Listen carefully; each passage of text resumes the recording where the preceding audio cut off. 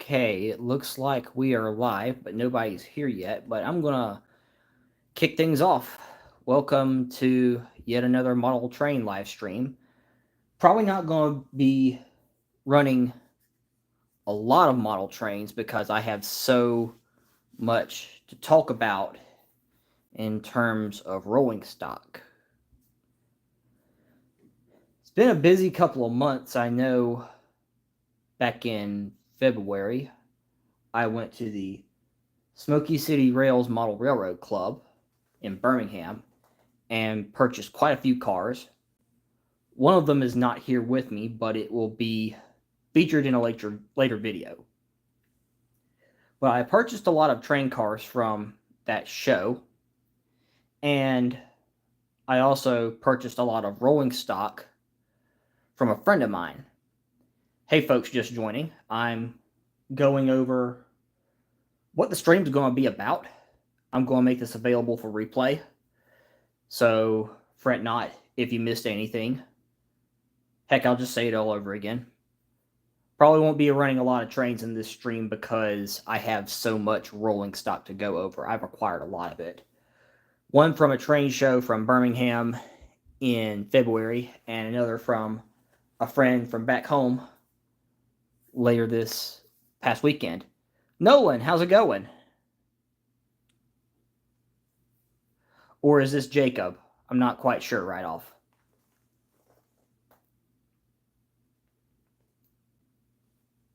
I actually haven't purchased a lot from Nolan, at least not yet. But I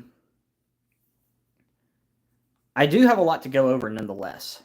So I see we have 3 people on the stream. So I'm going to show you guys what's behind the box. In 3, 2, 1.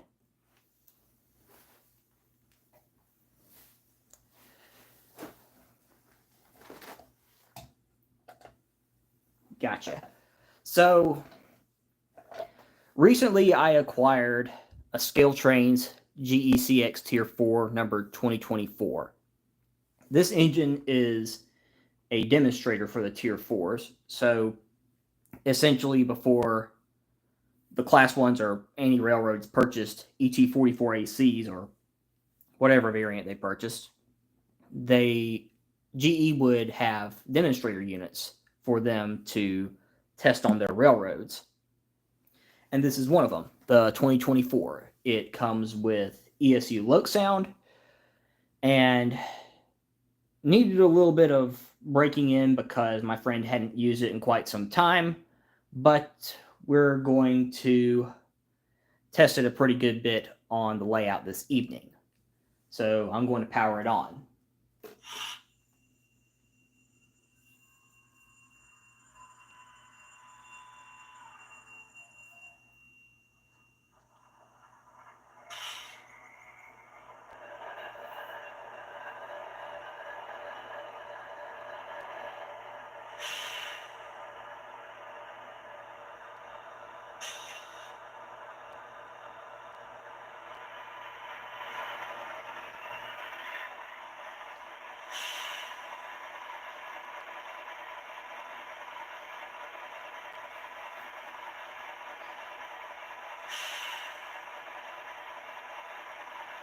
All right, the engine's fully turned on. So I'm going to press 0 to turn on the headlights and 6 to turn on the ditch lights.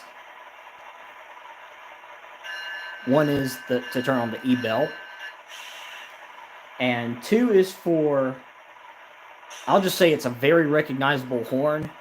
Doesn't sound great, but it's recognizable nonetheless. So function 2 is the horn. And I'm going to power it up a bit.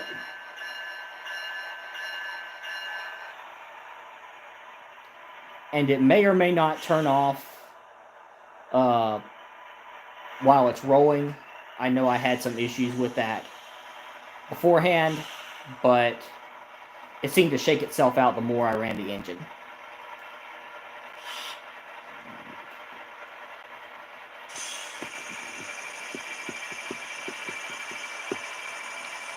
And all those train cars you see that the train is pulling, I am going to cover all those this evening. And I'm going to stop it here. And rotate the camera a little bit more. Actually, I'm going to rotate it back this way a bit and throw it in reverse. Because the reverse horn, it has two horns. One's on the front end here, and another is on the back end behind the radiators. But here's the reverse horn. Yeah, that's what it sounds like.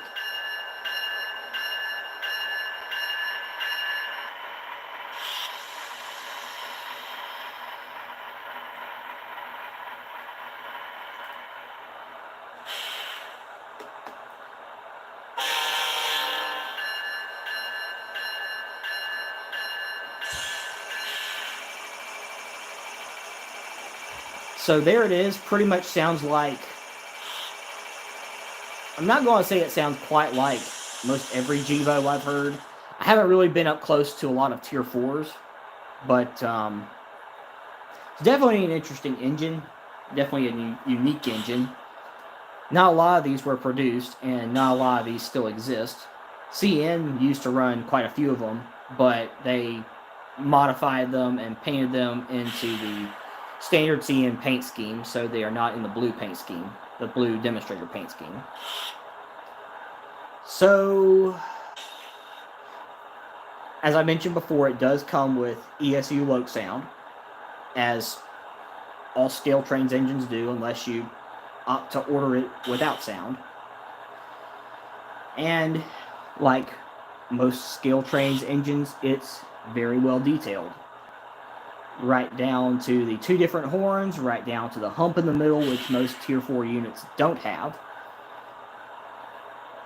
And it's one of the most modern engines I have. It's actually my first GEVO. I'm starting to go through a lot of firsts in terms of purchasing here. But this is my first GEVO. I don't plan to have a lot of GEVOs on my future model railroad, but this is definitely a unique purchase. So with that, I'm going to pull her forward a bit.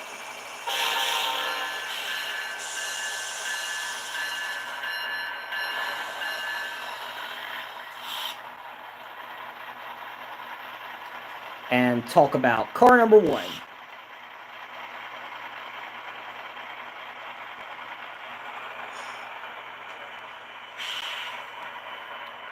So here we have an air slide covered hopper of some sort. I don't have the box handy on me. GACX 48350 in a Wonder Bread Hostess cake scheme. I received this from a friend of mine back in college who was looking to get rid of some model trains his grandfather had. And I see we have a separation back here. 1 second.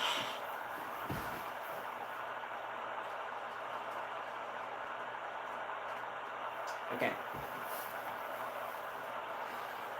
Anyway, I got this kit years ago from a friend of mine from college. His grandfather, or a relative in his family, I forget who it was precisely, but a relative in his family had passed away, and he was into model trains. And this kit was still in the wrapping paper. It is a Walters kit from 1986. So this thing's almost 40 years old. And for a 40-year-old kit, I'm quite impressed because this thing was relatively straightforward to put together, and the detail looks pretty solid for a model from 1986.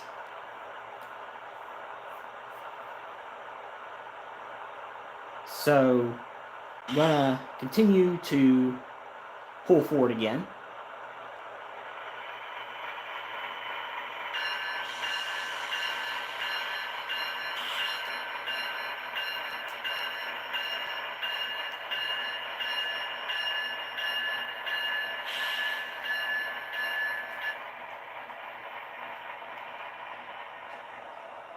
And here we have another covered hopper.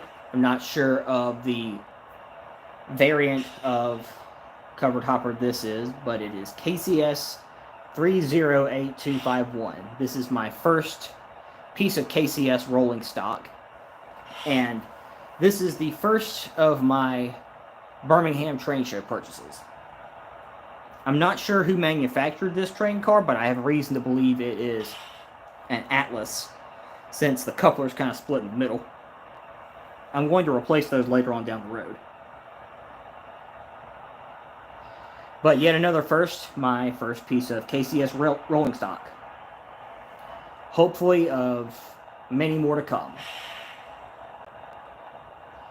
Next.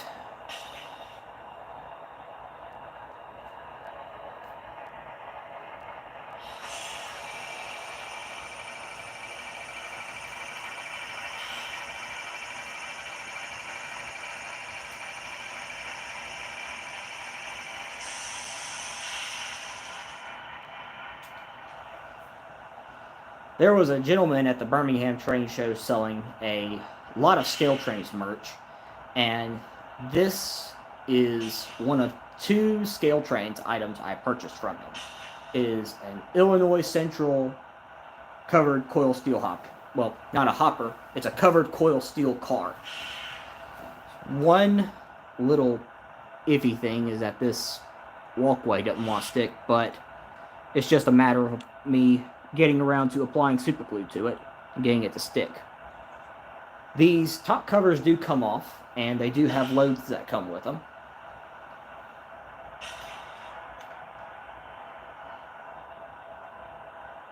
Illinois Central is it's one of my many favorite fallen flags, but it's not necessarily up there with Southern or BN, but Illinois Central is still pretty cool in my mind. I know the Canadian National Beaumont subdivision, going from Jackson to Mobile, I filmed trains on that quite a bit in college and post-college.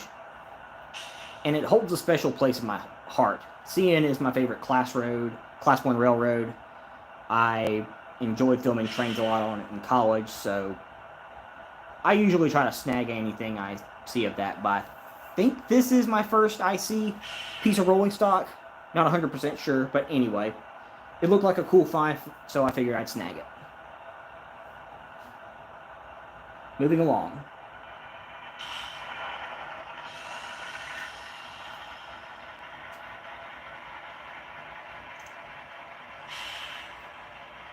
Another separation. Oh well.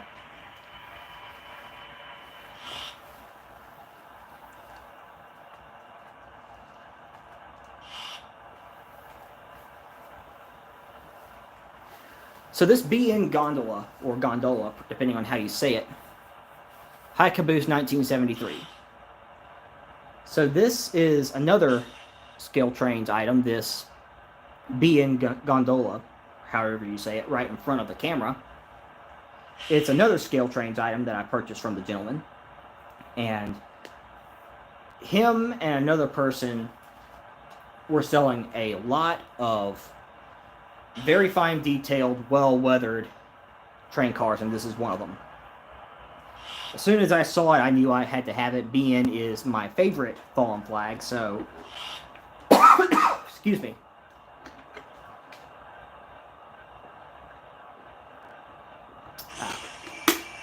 BN is my favorite fallen flag, so I knew I had to buy this as soon as I saw it.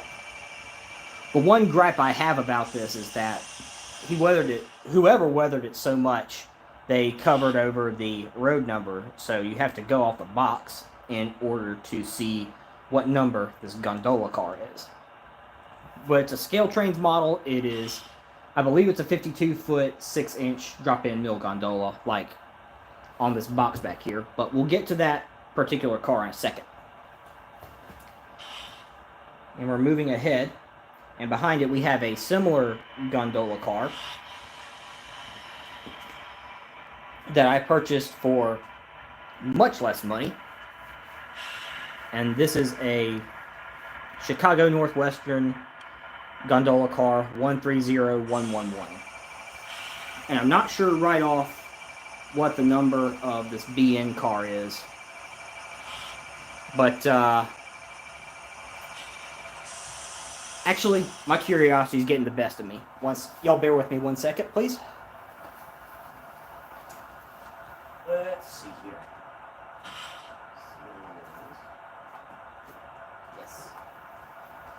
particular car, it is actually listed. I don't know if you guys can see this, but this is actually listed as a CB&Q car, but it is Burlington Northern 577555. But you can't see that anywhere on the train car because it's weathered so much. Anyway, onto the C&W. This is a similar type of gondola car, and while it's not weathered as much, I still, on my future model railroad, I'd still like to be able to run trains similar to 60C and 61C that come through my hometown down the NS3B. And moving on to the car behind it,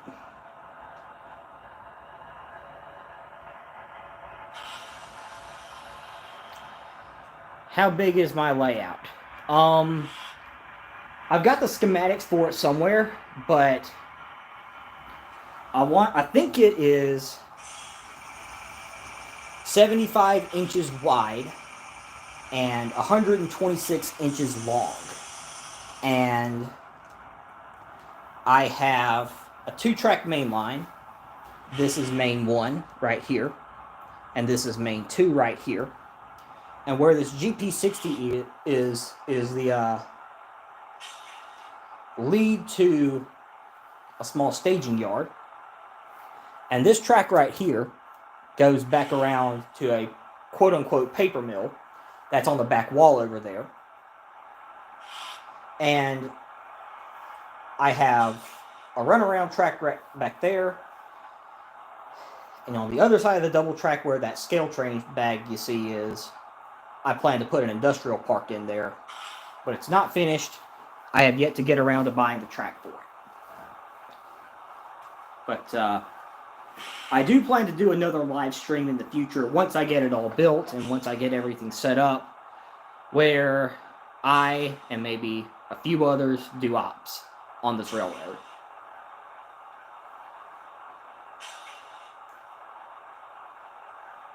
Excuse me. Wow, 6 people. Hello, everyone. Welcome. So, onto this car right here. This is ACFX 173402 in an old Dutch cleanser scheme. From what I'm told, this is a Tyco car. And a friend of mine was able to put metal wheels on it, and I added the couplers. And it runs like a pretty solid car, even though it's pretty old. I got this one along with that gray box car you see back there. Both of those I got for $5. Some of the cars I paid a lot for. Some of them I got for a pretty good deal. It was a good train show in terms of how much I purchased. How much I was able to get for what I got. But, yeah, moving on.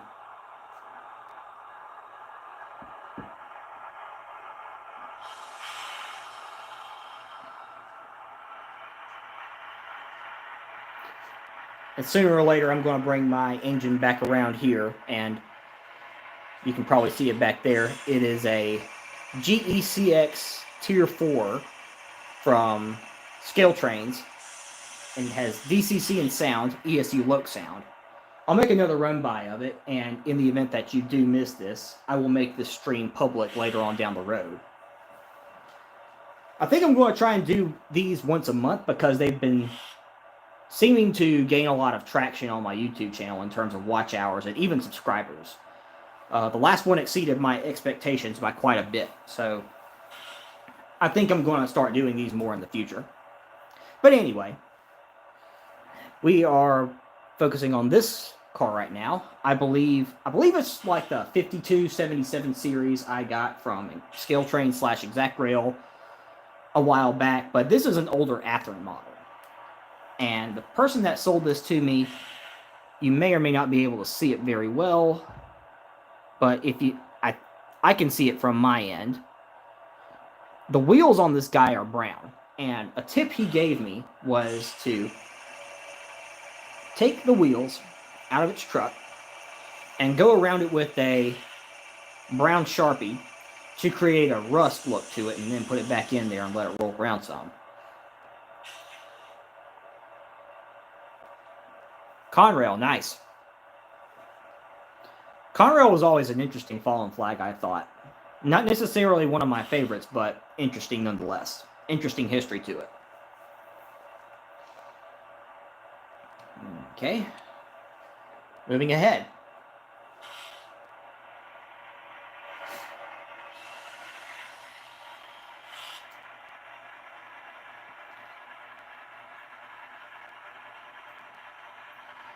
Here we have another interesting piece that I picked up from the same gentleman who sold me the Illinois Central coil steel car and the BN gun.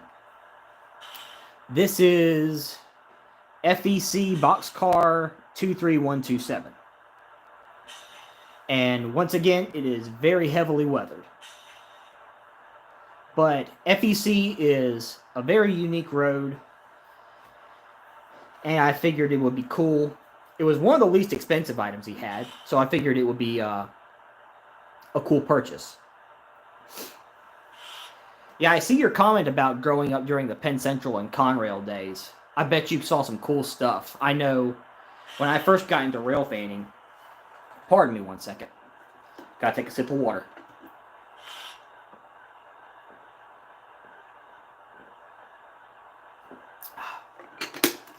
It's like the more I talk, the more ticklish my throat gets. But anyway, when I remember one of my first catches of rail fanning was an ex-Conrail -8 liter, and another catch after that was an ex-Conrail SD60i liter. All of those have been painted in S, and I remember seeing a few blue Conrail engines coming up as a kid, but I unfortunately never got any of those on camera. But all that's to say, I bet you saw some pretty cool stuff. Okay. So for those just joining, this is an FEC boxcar I acquired from the Birmingham Train Show. I got some pretty cool pieces from the same gentleman too. Pulling ahead some more.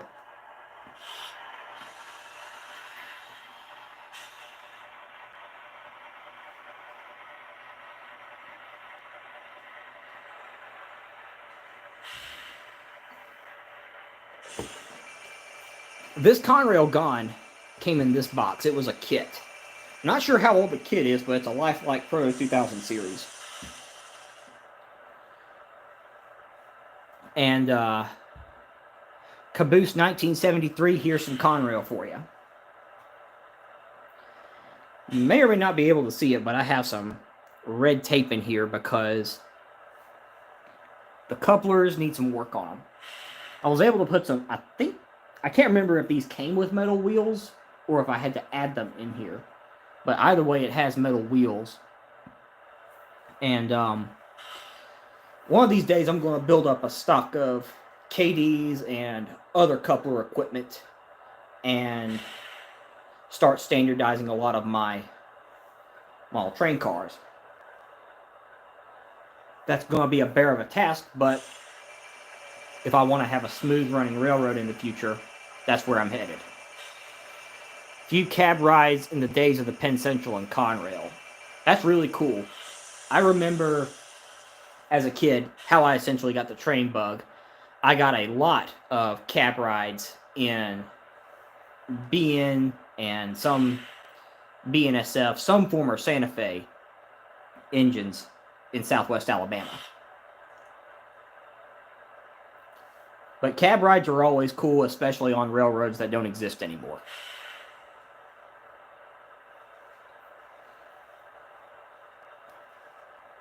But yes, this is Conrail 510898.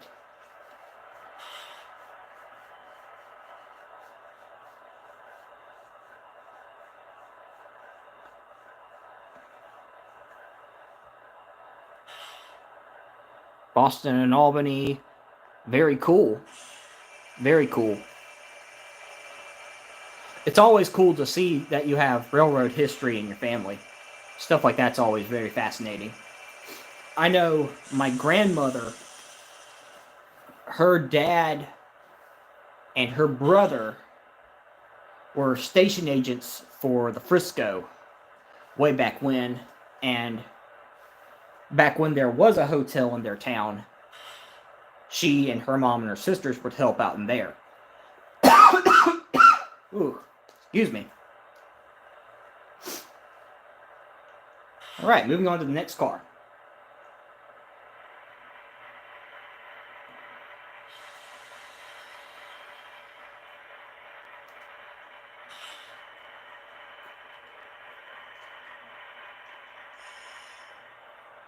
Yet another separation in the same spot.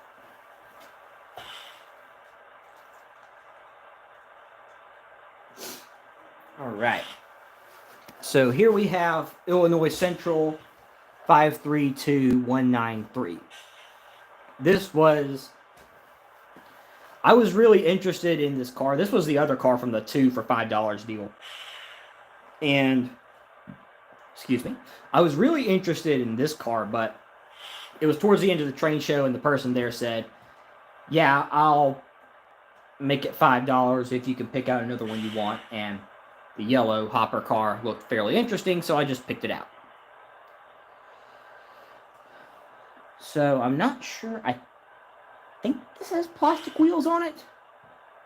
I know it did come with knuckle couplers on it. Not sure which kind of couplers, though. But it's got a piece of red tape on the end because on that particular end, I want to investigate the coupler some more. So we're going to pull ahead again, and we're going to get into some of the purchases I got from my friend, apart from the Scale Trains Tier 4.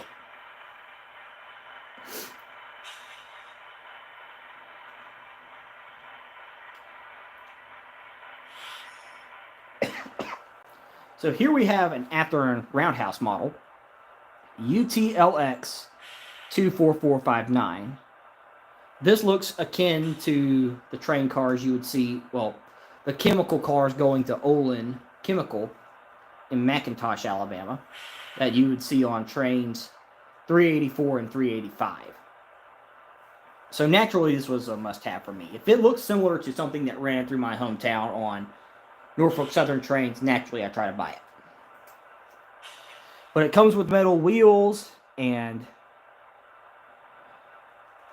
some rather odd couplers because you may or may not be able to see it from this angle, but they have bits of plastic on the top and on the bottom. And I guess that's meant to simulate a real coupler, but it's very unique to some of the couplers I've seen on model trains. Hi, Ellery. Welcome to the stream.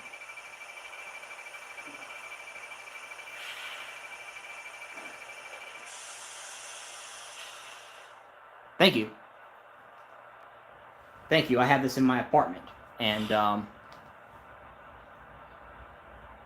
it's not much, but it's something for me to run trains on. So we're going to move on to the next train car.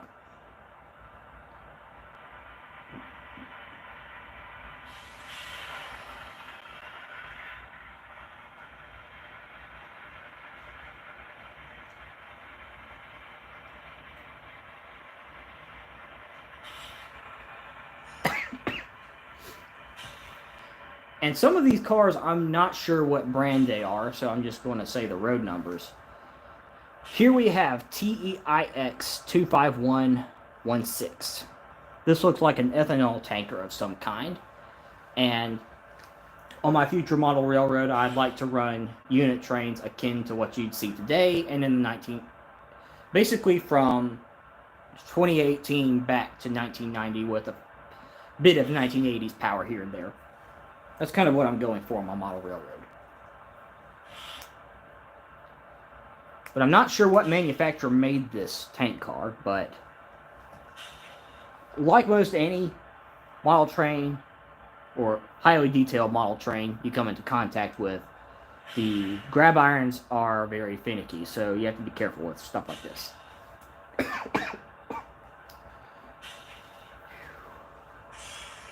Pulling ahead some more.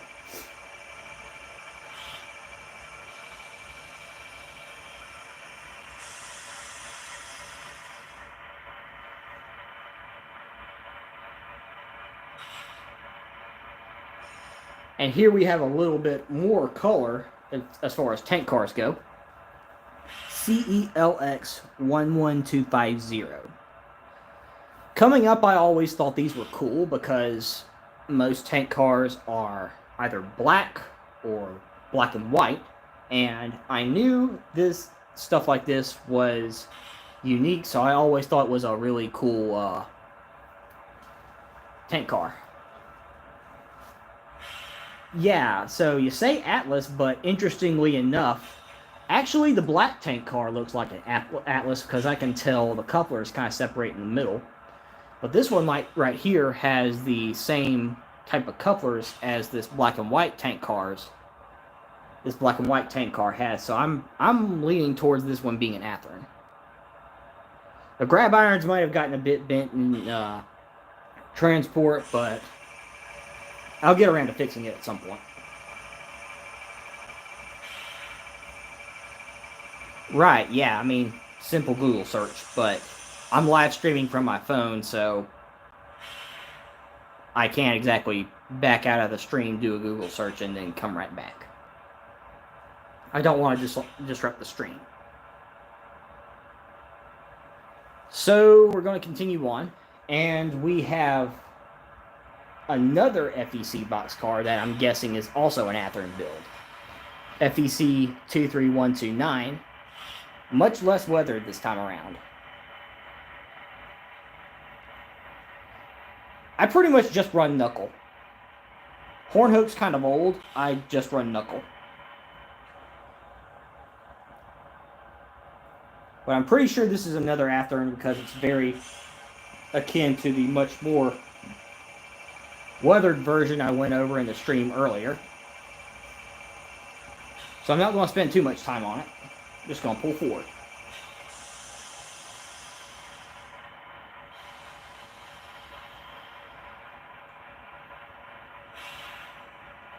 And here we have yet another coil steel covered hopper. This is HS3460.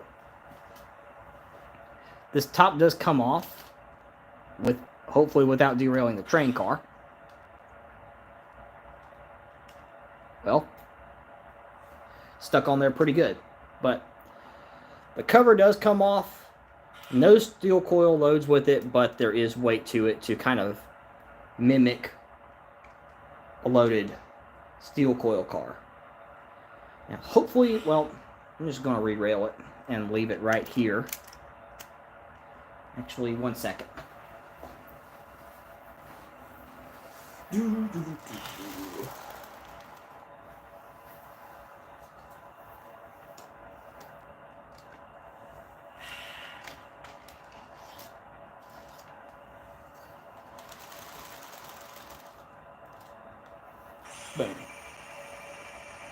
So I see the coupler split in the middle on this one, so I have reason to believe that's an Atlas too.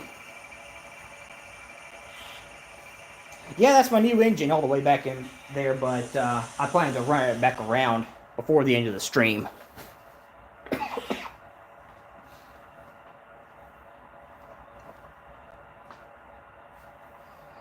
Pulling ahead.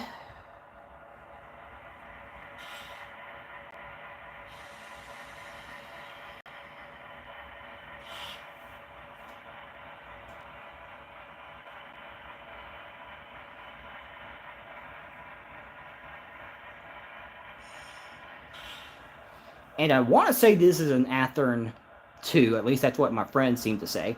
But this is a Norfolk Southern High Cube boxcar, NS468127. I filmed quite a few of these because in my particular neck of the woods, paper is king. And I know a lot of these are loaded with various kinds of paper products coming from my particular neck of the woods. So it seemed like a no-brainer to buy this one.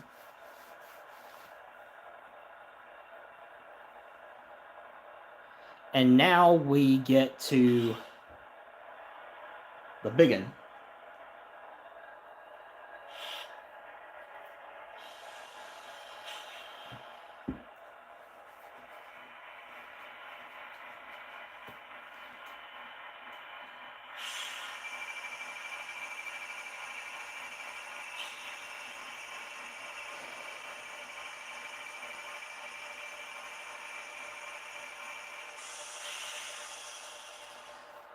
So this is in my opinion, a very recognizable freight car. This is what's called a Schnabel car.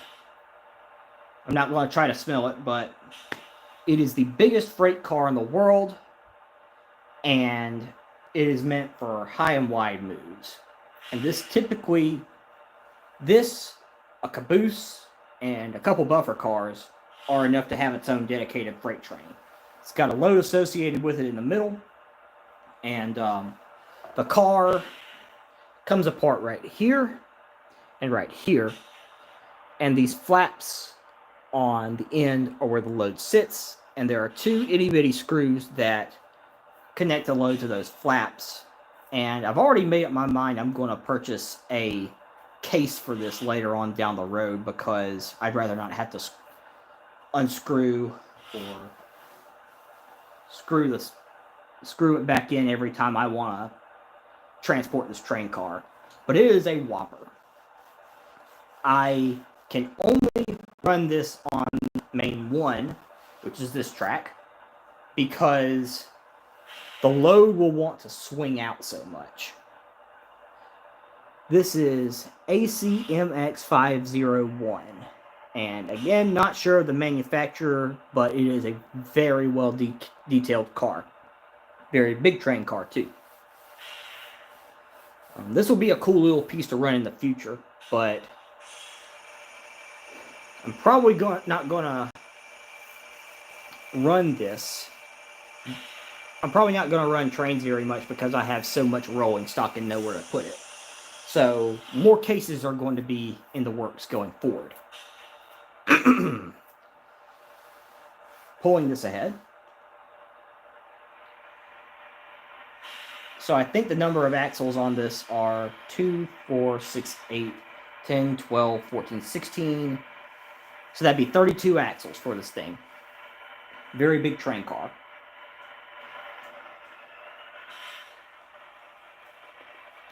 And coming up on the rear is a CSX bay window caboose. This was one of my friend's oldest train cars. This is CSXT 903968. And I'm not sure of the manufacturer, but that's all the rolling stock I have, or that I purchased here recently. So I'm going to bring the engine back around.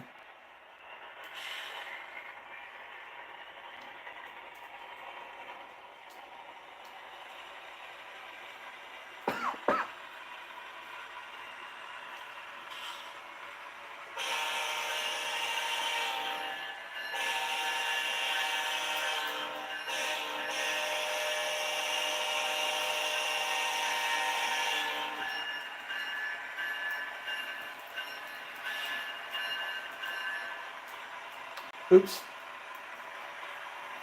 Came uncoupled, but I'm just going to bring it around.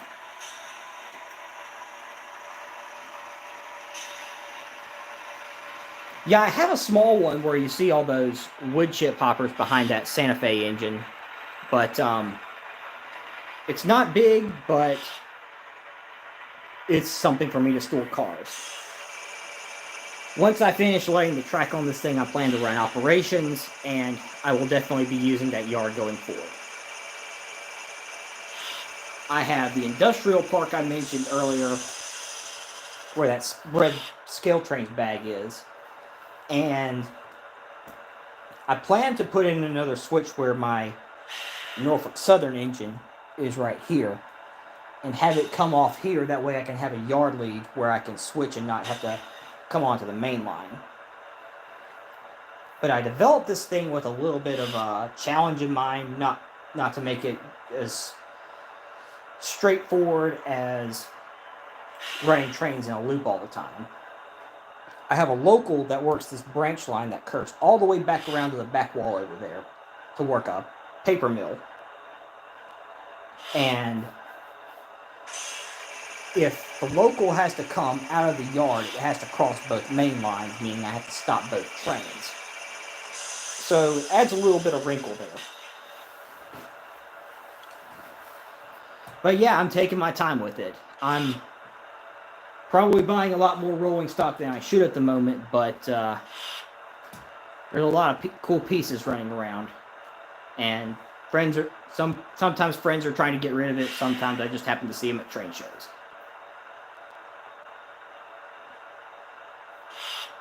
But once I get finished laying on my track, I do plan to run operations on this thing. And I may even have a few friends to come over and help me out.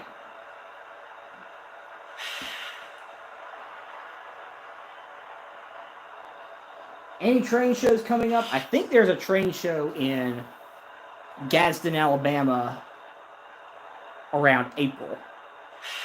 A month out.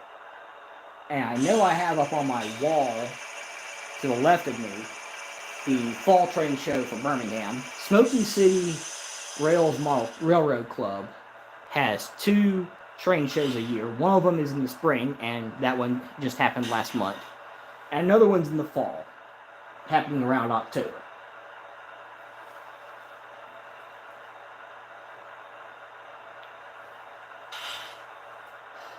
But those are really the only ones I plan to go to. Hey Kyle, thanks for joining.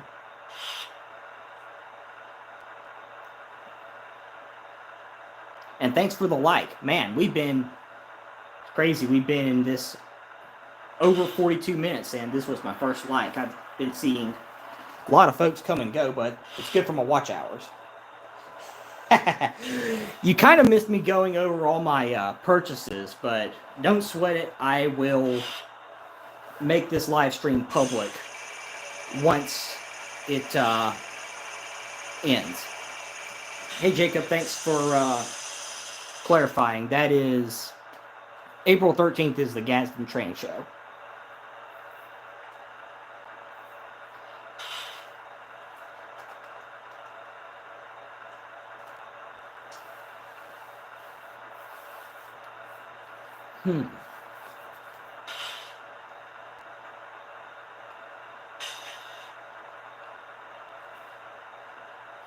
Let's see.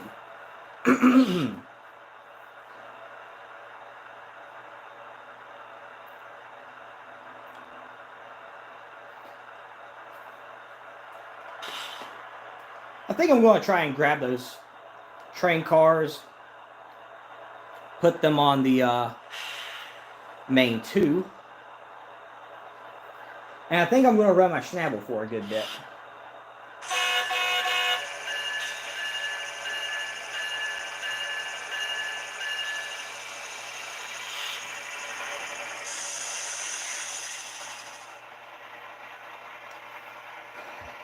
And in case you didn't see it, you heard me right. I do have a Schnabel car along with a new-to-me GECX Tier 4 GEVO.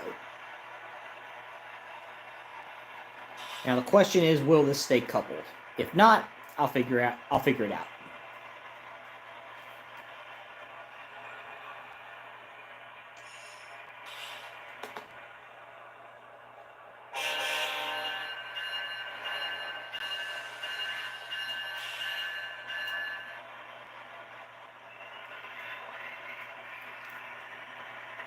Well, looks like it worked. Well, sort of. I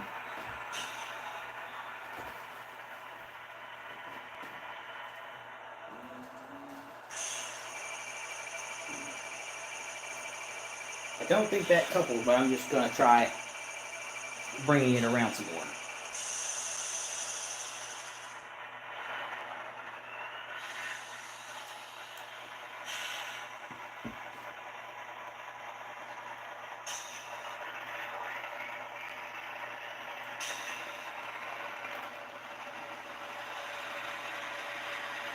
You know, it sounds kind of weird for a GEVO that's revving up.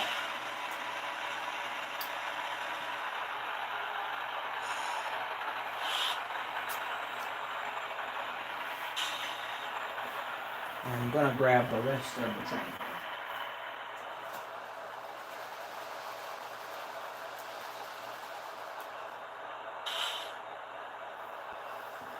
All right.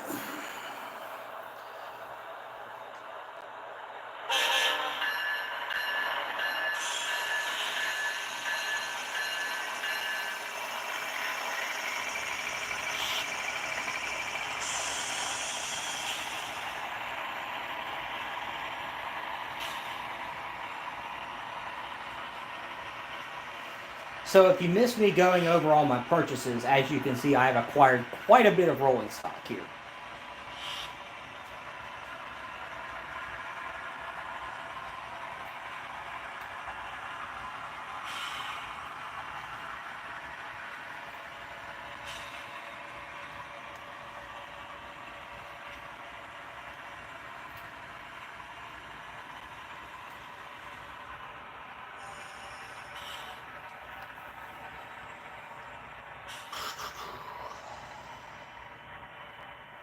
I'll pull it up a little bit more.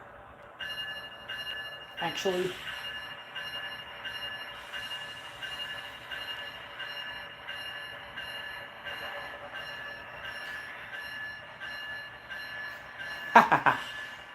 well, I don't know about never having enough, because space plays a role for me, because I mean, this is all I got. This is in the spare bedroom of my apartment. Let me see. Where's 8? Here we go.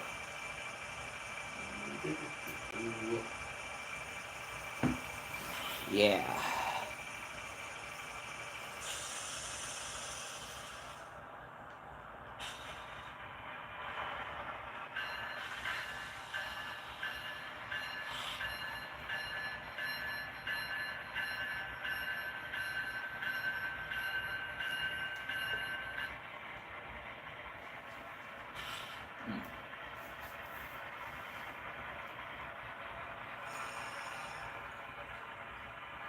So I'm going to go up in between the layout. I'll be right back.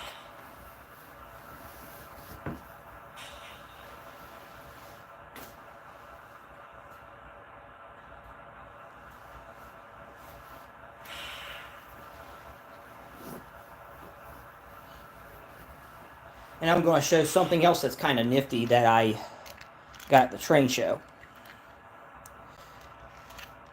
The flat car I've always had, but this 65 years of service to model railroaders truck trailer was an interesting find. This is for Walthers.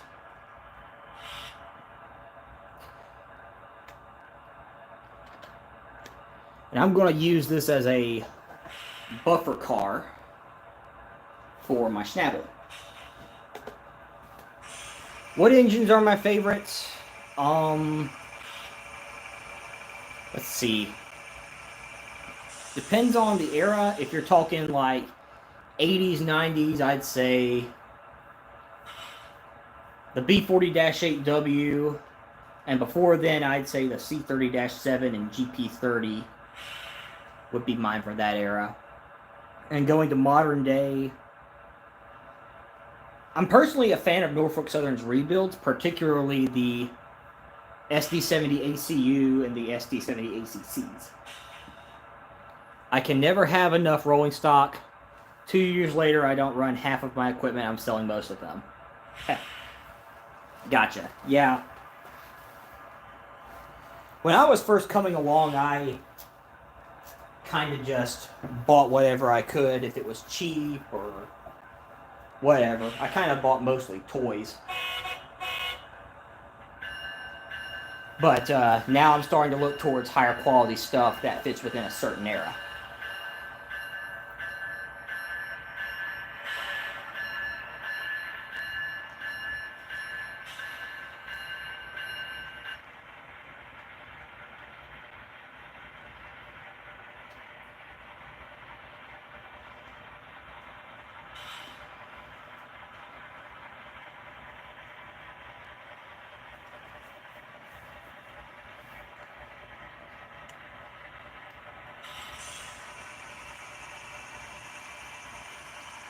There's so much rolling stock I might couple to the back of my intermodal train back there. Well, modern day railroads, Norfolk Southern's the line I've put my most hours of rail fanning into, but I also like CN and BNSF. And if I had to pick a favorite of the three, it'd be CN. I filmed CN a lot during college, so saw plenty of cool stuff from them.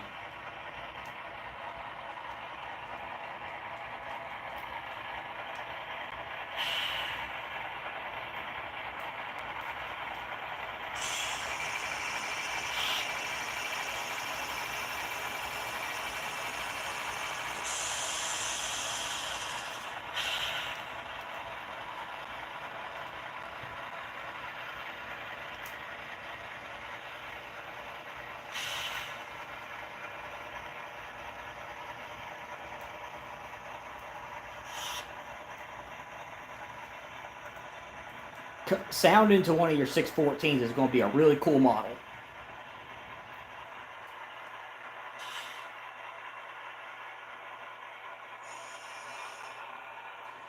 And yeah, we did in fact couple up to the back of the intermodal train. Am I thinking of buying a steam engine in the near future? Not really, to be honest. I'm pretty satisfied with what I have in steam. I don't run it a whole lot. Although I did run it a pretty good bit last live stream I did. But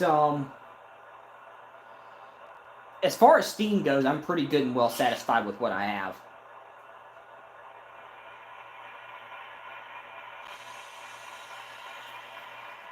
Yeah, you must go pretty hard into airsoft there, Jacob.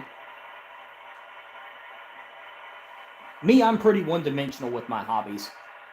So it's either taking photographs of trains or running models.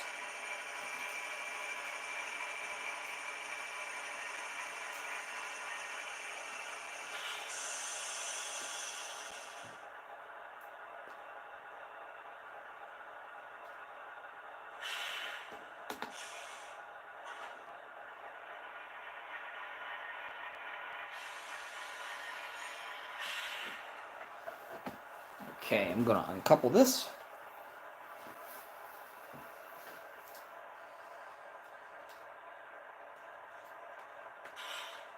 Wow, that is a lot of weight. I tried pushing it back some, and there is a lot of weight behind it. Let's see.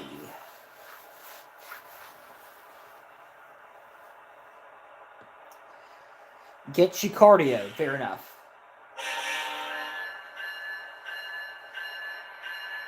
That's one way to do it.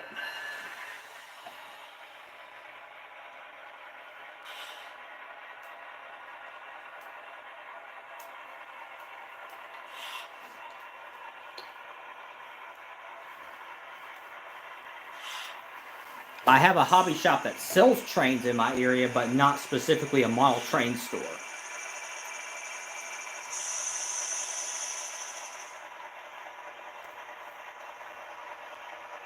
It's called RC Hobbies, and they mostly specialize in RC vehicles and RC aircraft. But they have one shelf for HO scale and one shelf for N scale, and I think, oh hey, I hear a Norfolk Southern train. You may or may not be able to hear it on the live stream, but whatever it is, it's got a GEVO leader.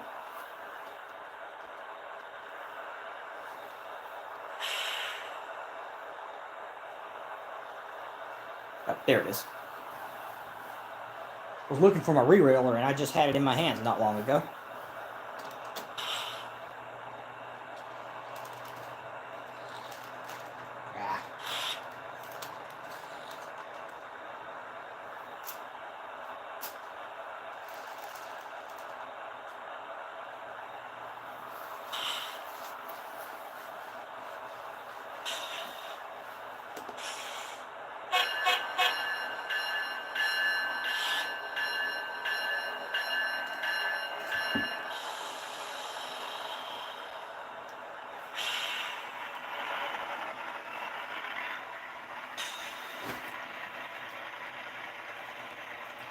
Sweet. What part of the country are you in, Ellery? If you don't mind me asking.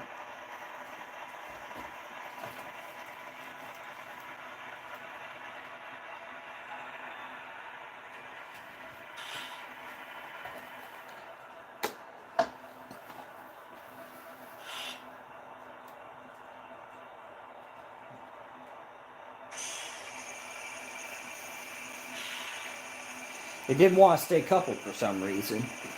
This will be my first time running this train like this, so we'll see how it goes. Wisconsin. Yeah, y'all have some, depending on, well, I guess y'all have some pretty unique power up in that part of the world, Wisconsin.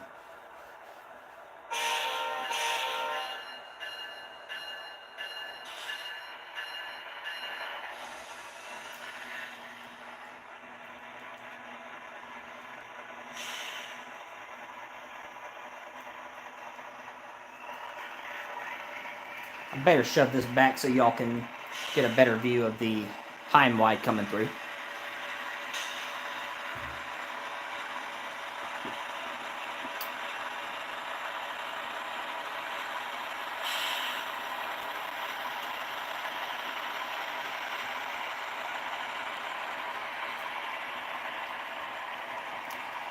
And you can get an idea of how wide this thing swings when I go around the curve. I believe this is 26-inch radius curves it's on.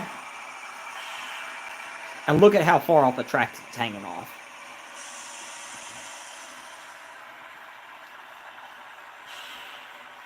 So if I were to run this on main 2, it would most definitely hit a train, so I have no choice but to run it on main 1.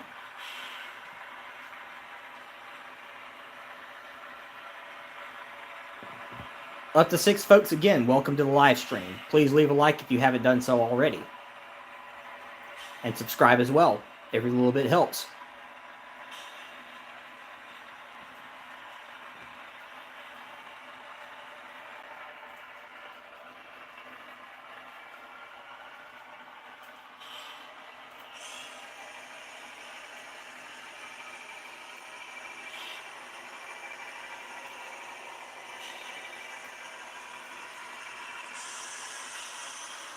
Nice, good little bit of variety there.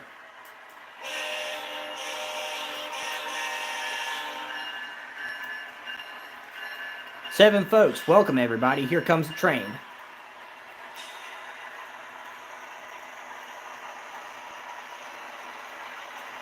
Scale Trains GECX 2024, hauling a flat car, a Schnabel car, and a caboose. A CSX caboose, to be precise.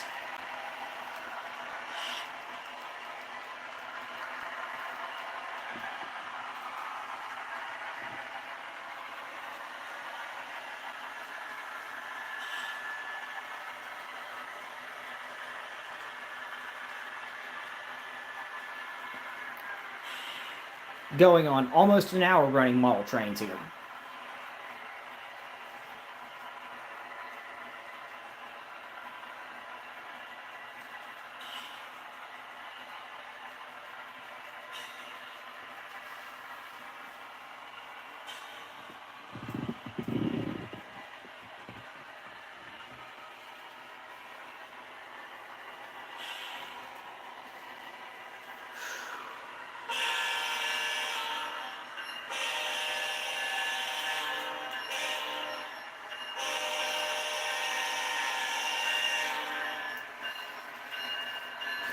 The horn's unique, but it's not known for sounding good. This engine has the silver horn in the middle, and there's also a horn embedded into the rear end of the train right there. Kind of right here, you can't see it, but both of them do have different sounds to it.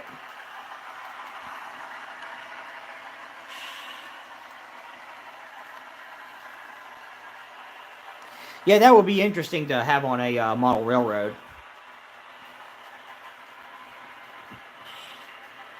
Yeah, I bet you saw some pretty cool BN stuff too. BN's my favorite fallen flag.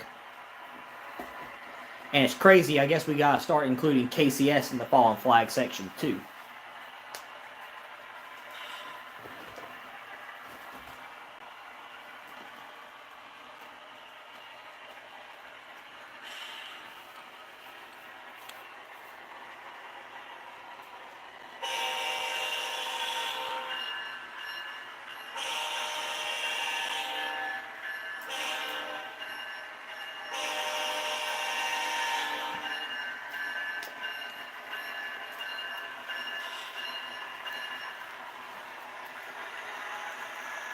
Yeah, originally the engine didn't want to continue operating, and the decoder would cut out every now and then when I first started running it, and I was a bit concerned, but it seems to just have needed some breaking in. It seems to be running just fine right now.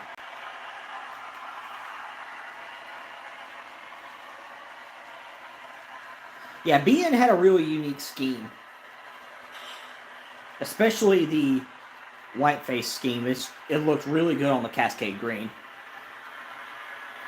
especially on my two favorite engines from that era. I would say the GP30 and the C30-7.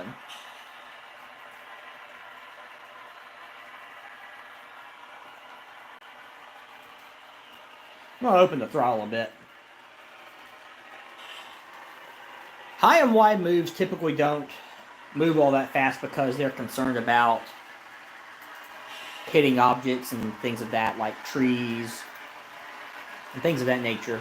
But I'm going to open the throttle on this one, run it at full speed, and see what she's got.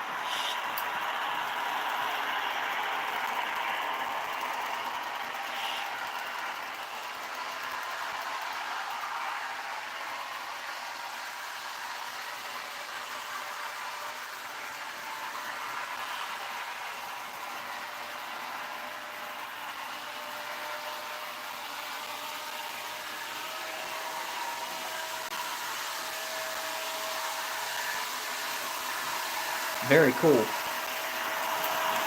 I have one BN diesel, and I actually just purchased another one, and it's going to be on the way soon.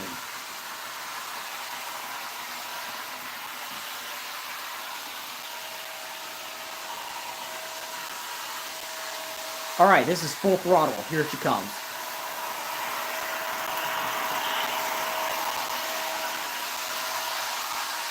Well, that's good. Sometimes these engines need to be broken in every now and then.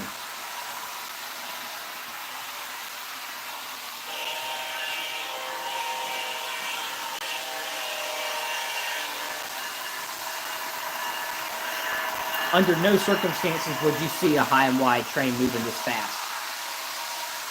Except for a military train, maybe. I'm going to start notching down a bit.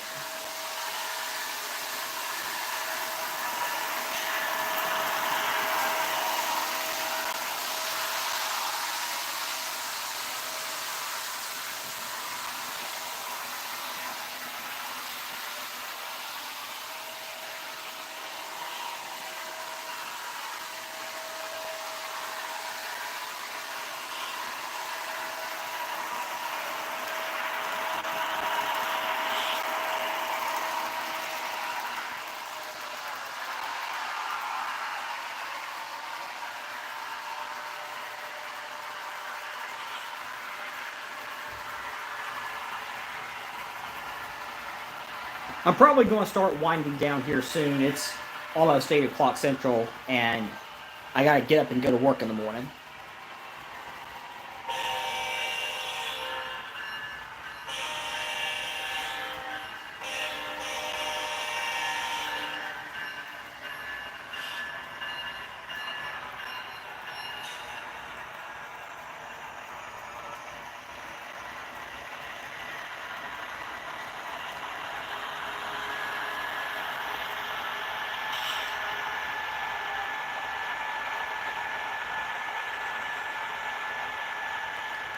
All right, and there it is.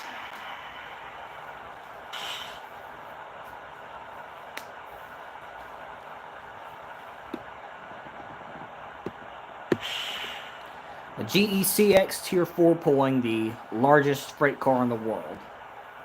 This would have been a very cool find on any railroad in the modern era. Yeah, thanks for stopping by. Hope you have a good evening. Yeah, thank all y'all for dropping in. I guess we're going to wrap this live stream up. We've been at it for over an hour. But I'm going to make this public like I do all my live streams, so you can do this at any given time you want. So thank you all for dropping in. And if you haven't already, please like, subscribe, and hit the notification bell for more train content, whether it be model railroading or mainline railroading. And stay tuned for more content in the future. And have a good evening, and thanks again for watching.